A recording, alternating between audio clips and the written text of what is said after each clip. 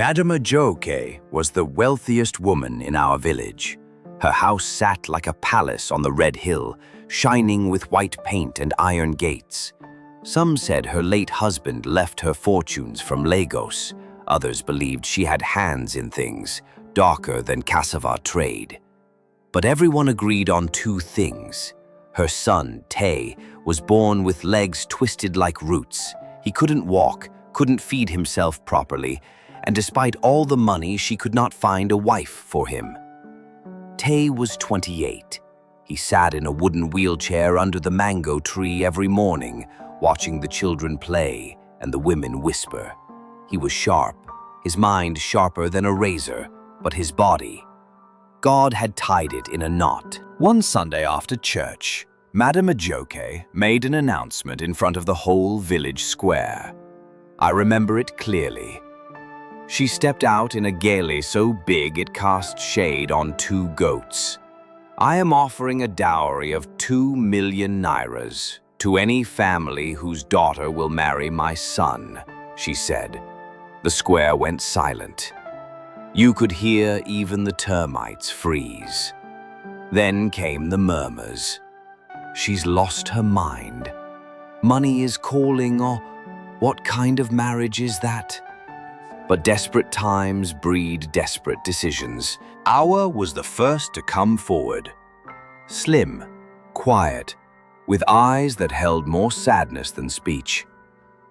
Her father had died the year before, her brothers had sold the farm, and her mother was already coughing blood. She told us, "If I marry Tay, maybe Mama will live." The wedding was small. Madame Ajoke paid everything in cash. Awa moved into the mansion. For 2 weeks, she was seen wheeling Tay around, feeding him, bathing him. Then suddenly, she left. No one saw her go. No explanation. When I asked the gatekeeper what happened, he just shook his head. "She couldn't handle it," he said. Came Lami, the tailor's daughter. Loud, beautiful, full of sugar and pepper. She said she didn't care about the wheelchair. "I'm not marrying his legs," she laughed. "I'm marrying his pocket." She lasted 1 month. At first, she flaunted the money. New clothes, gold bangles, even ordered pepper soup every night. But one morning, she ran screaming out of the mansion, her wrapper torn, her face pale like pap. I saw her that evening at the well. I asked, "What happened?" She whispered, "The boy talks in his sleep. Names, screams, voices that are not his own."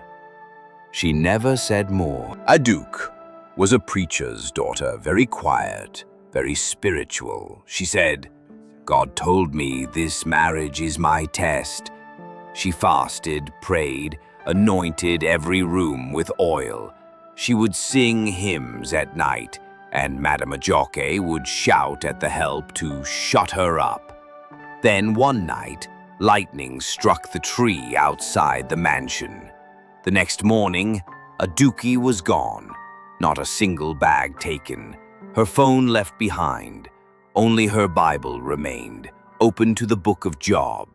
That was the day people stopped calling the house a mansion and started calling it Ilaje, the witch's house. The last girl was Bisola. Now this girl was different. She wasn't desperate. She wasn't poor. She was curious. She walked into the mansion like she belonged there. She cooked for Tay, read with him, taught him to paint. She treated him like a human, not a burden. I asked her once, "You know fear?" She smiled. "Why should I fear a man in a chair? I fear God, not ghosts." 3 months passed. She stayed. And then one morning, Madame Ajoke called the elders to the compound. We all gathered under the mango tree.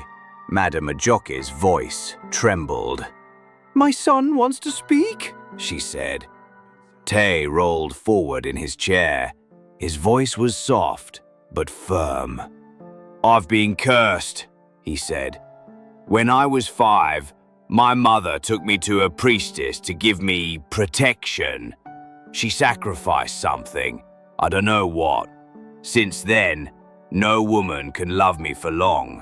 They feel it, they leave. He looked at Bisola, but she stayed, even after hearing the screams, even after I told her everything. Bisola held his hand. And that's when Madame Ajoke collapsed. As we rushed to her, she confessed. Through heavy sobs, she said, "I was told by the priestess that to make my son invincible, I had to tie his soul to the river spirits, but I didn't know it would trap him in that body, or that no woman would ever survive living with him." The elders called for cleansing. They sacrificed a white goat, poured libations, burned the boy's old clothes. For 7 nights they fasted. On the 8th day, a wind blew through the mansion so hard it shattered the front windows. Tay stood up and walked for the first time in his life. It's been 3 years now. Tay and Bisola are married. They have a son. They built a small art studio in the village and host children from every compound. Madame Ajoke lives quietly now. No more parties, no more pride. She says nothing to anyone unless they greet her first. And the mansion? Still big, still white, but no longer feared. They say love broke the curse, but I say it wasn't love alone. It was truth and the courage of one girl who didn't run.